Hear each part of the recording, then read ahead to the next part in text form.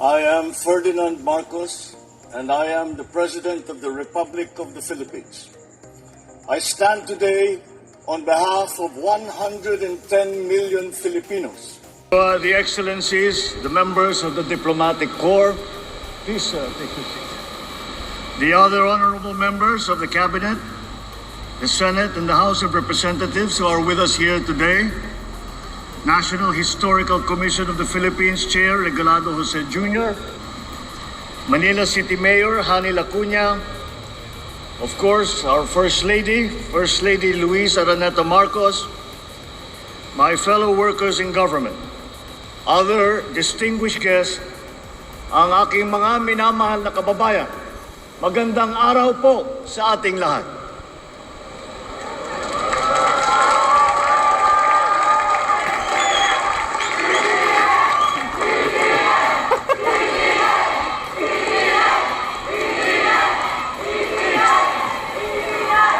Isang 127 taon ang nakalipas na nang itinaas ang ating bandila sa Kawit, Cavite. Ngunit, bago pa man dumating ang araw na iyon, maraming buhay ang naialay, pamilyang nagkawalay, at kinabukasang nasira, makamit lamang ang kasarinlan. Sina Jose Rizal, Andres Bonifacio, Apolinario Mabini, Padre Gomez, Padre Burgos, Padre Zamora, Graciano Lopez Jaena, Emilio Aguinaldo, Melchora Aquino, at libo-libo bayaning Pilipino na hindi napapangalanan. Sila ang mga Pilipinong nag-alay ng pawis, dugo at pangarap upang makamtan natin ang kalayaang ating tinatamasa. Mula sa kanilang sakripisyo, unti-unting umusbong ang Republika ng Pilipinas. Ngunit, sa batang edad ng kasaysayan ng ating bansa, hinarap natin ang hamon ng digmaang pandaigdig, ang krisis sa langis, ang globalisasyon. Sa harap ng lahat ng mga hamon na ito, unti-unting lumakas at naging isang ang ating bansa. Pinagtibay ng apoy, ng sakripisyo at ng luha.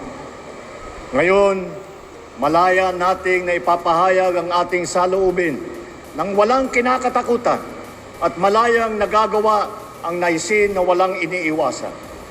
Dahil sa bagong Pilipinas, hindi kasalanan ang pagbibigay ng opinyon at lalong hindi mali ang kritisismo. Bagkus ito ang nagbibigay buhay at kinang sa ating demokrasya. Ngunit ang kalayaan at ang demokrasya, tulad ng pag-ibig sa tinubuang lupa, kailangang inaalagaan, binabantayan at ipinaglalaban. Dahil ang totoong kalaban ng kalayaan ay ang pagiging manhid. Manhid sa hinain ng taong bayan, manhid sa kalagayan ng ating kapwa, manhid sa kapakanan ng ating bansa. May kinamando na. Tayong mga kagawad ng pamahalaan, mga tagapagmana ng kalayaan, huwag nating sayangin ang pagkakataon at tiwalang ipinagkaloob sa atin.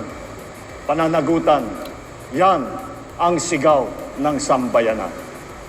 Mula sa sirang tulay, kalsada, mahal na pagkain, kakulangan ng kuryente, ang nais ng taong bayan ay tunay na pagkilos at na pagserbisyo. Ang solusyon ay ang pagpapaginhawa ng buhay ng bawat isa. Bilisan ang pagtugon sa pangangailangan ng ating mga kababayan, taasan ang kalidad ng serbisyo at iwasto ang ating pagkukulang. Pananagutan natin hindi lang ang mga umaabuso sa tungkulin, maging ang mga nagkukulang sa paglilingkod. Dahil mas madadama ng Pilipino ang kalayaan kung may pagkain sa hapag, may maayos na transportasyon, may gamot para sa mga may sakit, at may dignidad ang bawat manggagawa. At sa mga kapwa kong Pilipino, patuloy natin ipaglaban ang ating kasarinlan.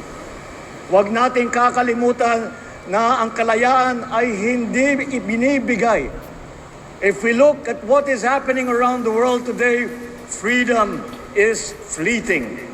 Fake news, misinformation, herd mentality can erase our way of life, our culture, our value system that we hold so dear. Ang mga kasinungalingan walang hangganan, Agoy. mga balitang walang katotohanan at maling impormasyon, ito ang mga salot sa ating kalayaan. Nakakalungkot din na may ilan din sa ating mga kababayan ay pinipilit ang maling paniniwala Tama. para sa interes ng iba at hindi para sa kapakanan ng ating mga kababayan Pilipino. Naku, may tinamaan. Maging mapanuri tayo lagi. Alamin natin ang totoo. Labanan ang mga kasinungalingan. Piliin natin maging tapat kahit walang nakakakita. Piliin natin na manindigan, lalo na kung may nagkakamali. Piliin natin ang pagkakaisa sa gitna ng pagkakaiba. Let us honor this day not just by remembering the sacrifices of our forefathers. We must live with the same courage and love of country. For freedom is not just something that we inherit, but a right that we must protect every single day. Kaya ngayong araw, habang ipinagdiriwang natin ang ating kalayaan, lalo natin paigtingin ang pagmamahal at paglilingkod sa ating minamahal na Pilipinas. Nasa ating kamay ang kapangyarihan na bumuo ng bagong Pilipinas na maaari nating ipamana sa ating mga anak at sa kanilang mga anak. Maraming salamat po. Mabuhay ang ating mga bayani. Mabuhay ang sambayanang Pilipinos. At mabuhay ang bagong Pilipinas na ating araw-araw na ipinipili. Magandang umaga po sa inyong lahat. So yun guys, napakinggan nyo siguro no ang speech or yung talumpati ng ating mahal na Pangulo ngayon sa araw ng kalayaan. Today is June 12, 2025. Kung usisain or suriin ninyo mabuti yung kanyang talumpati mga kababayan, ito po ay kumbaga ito ay ipinaparating sa mga tao na ganid sa kapangyarihan, lalo na po yung mga yung mga nag-i-spread ng fake news laban sa pamahalaan, siyempre laban sa Pangulo, na talaga namang yan ang ginagawa nila ngayon. Sila po yung anay ng bansang ito. At kung itong sa speech pa lang ni Pangulong Marcos Jr., may sinabi sa doon na ipinagtatanggol yung mali kaysa mamamayang Pilipino, di ba? Kaya minsan masasabi natin sa ating mga kababayan, maging mapanuri tayo sa pagpili ng tamang kandidato.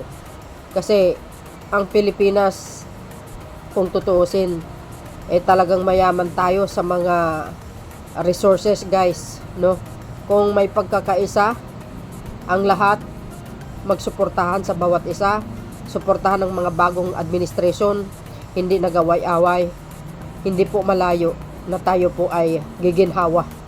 Pakatandaan niyo po mga kababayan, yung pagkakaisa, pagmamahal at pagtutulungan sa bawat isa, sigurado tayo aasinso itong bansang ito.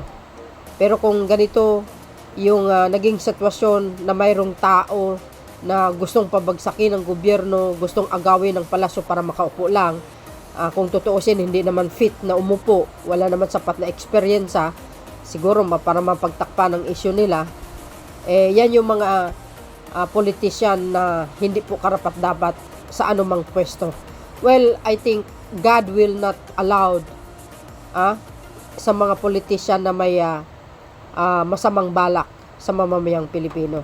So, alam nyo ang Panginoon, guys, iniluklok niya si PBBM sapagkat nakikita ng Panginoon may mabuting puso ito sa kapwa. May malasakit, mapagmahal, matulungin, lahat na. Alam po natin yan, So, sa araw ng kalayaan, na sana po, hindi naman masama yung malaya tayo na magsalita, pero kailangan may limitado naman. 'Di ba? Huwag naman sobra-sobra. Below the belt masyado, huwag naman. Hindi ganyan ang ugali ng Pilipino. Ang ugali ng Pilipino, guys, mabait, matulungin, mapagmahal sa kapwa. Pero mayroon talaga rin yung iba na talagang dinidiktahan ng ibang mga banyagang may balak sa bansang ito. Alam nyo naman kung sino tinutukoy ko. So, dahil dito guys, kung nakikita nyo, ayan, na parada dyan po sa grandstand, sa May Lunita. Actually, mayroon po ako video, napakahaba. Kinukuha ko lang itong short, no, itong talumpati ng ating mahal na Pangulo. Kasi yung iba ayaw manood ng mahaba, ano. So, ayan, 127, Independence Day ng Pilipinas. Naway malaya tayo sa pagpapahayag ng mga salita na aayon sa mga tamang mga balita, mga kababayan. Thank you guys for watching. See you again on my next upload video. Saludo sa mga magigiting na sundalo. Bye!